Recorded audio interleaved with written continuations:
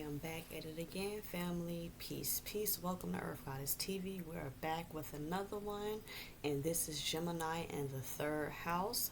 And if this is your first time, hello, welcome to Earth Goddess TV, where we talk about astrology and spirituality. And today we're going to talk about Gemini in the third house. So let's jump right into it. So we know Gemini is the mutable air, and we are here in the ruler of Gemini of the third house. Gemini rules the third house. All things communication, all things intellect, how you express that communication, how you express that communication with your environment. Also, the Gemini represents the Lover's card in tarot as well. Now, with the Gemini in the third house here, we are here in where Gemini is comfortable. This is the house of communication. How you communicate, with your environment, your siblings, short distance travel.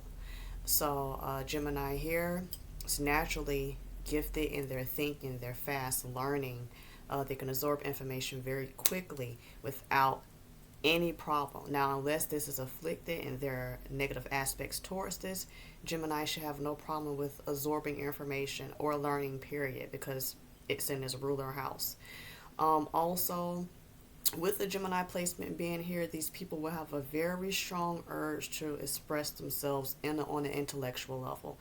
Whether that I mentioned in the second house, whether that's through being a coach, being a mentor, or a teacher, a professor.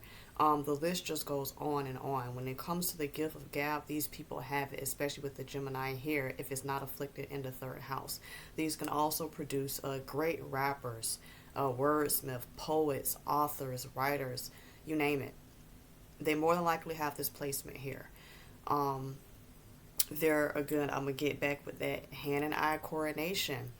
Hand and eye coordination, this placement here, also on fleek. Now, when it comes to communicating with the people around them, Gemini loves this. They live in this. They want nothing more but to be able to express themselves fully and entirely with this placement. And it probably will get to the point where people will tell them to stop talking because they probably talk so much, just Gemini energy all day, every day. Now, this can come off negatively if the Gemini is not really mindful of how they communicate with the things in their environment. So, say if this is negatively aspected, they can come off as a know-it-all. They can come off as very combative, very love to debate, over the smallest, stupidest shit.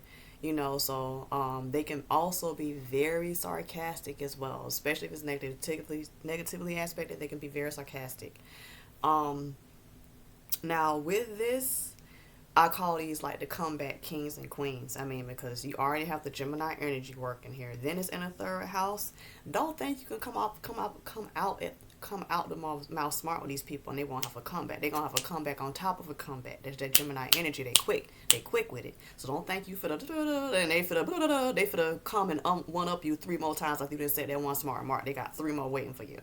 So again, that's that quick Gemini energy. They quick on their feet. They learn quickly. So it's nothing for them to come back. So if you ain't a good comeback person, or you're not really good with your words, or you don't want to try Gemini on that level because you're not gonna win.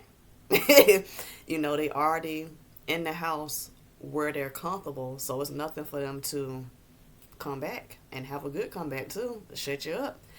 Also, this is another negative aspect, depending, on what else is aspected. They can make others feel stupid.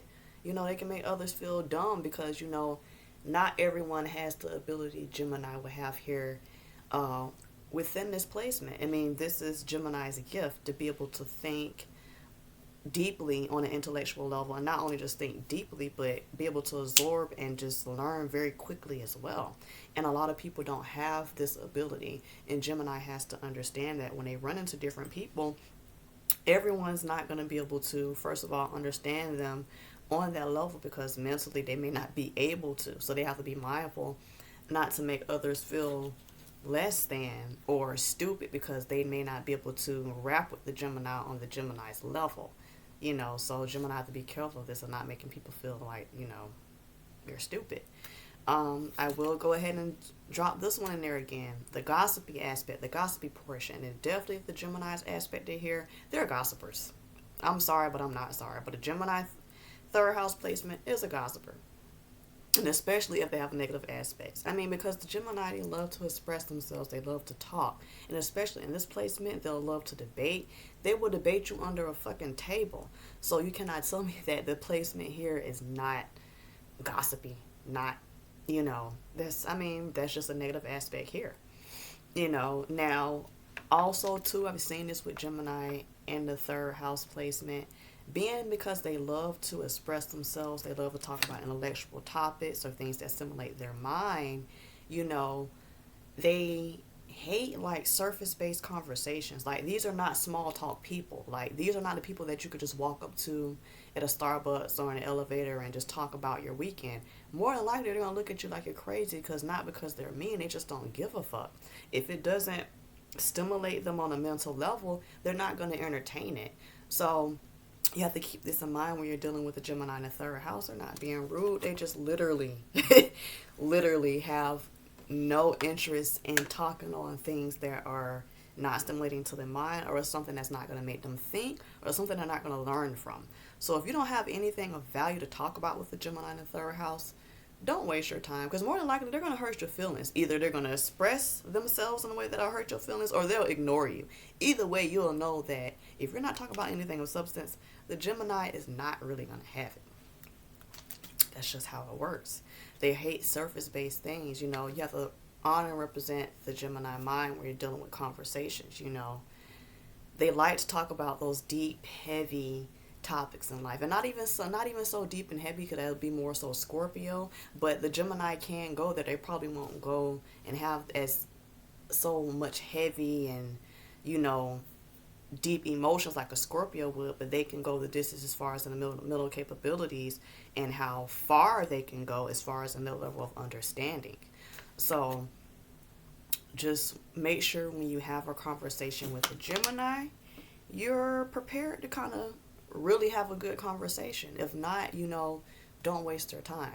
And some people could see this as being high strung. Who do you think you are?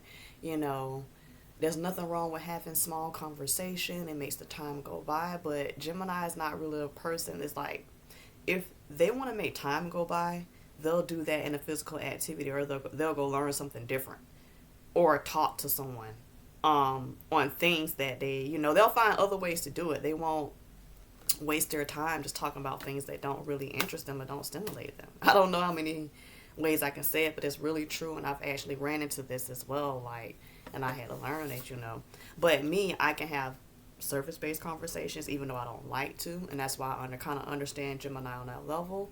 And sometimes, I can have the more serious conversations, or the conversations that make you think, and make you question things. Gemini is all about being able to express and being able to make you think about certain things on a deeper level, And I appreciate, this quality in Gemini, because it's like, yeah, you can run into the possibility of overthinking, and like I mentioned before in the other house, running yourself batshit crazy. Now, this actually belongs in this house, which is the Gemini being too mentally stimulated to the point to where they're not grounded. So that rabbit hole just keeps going and going and going, and that can run into mental illnesses, mental issues down the line.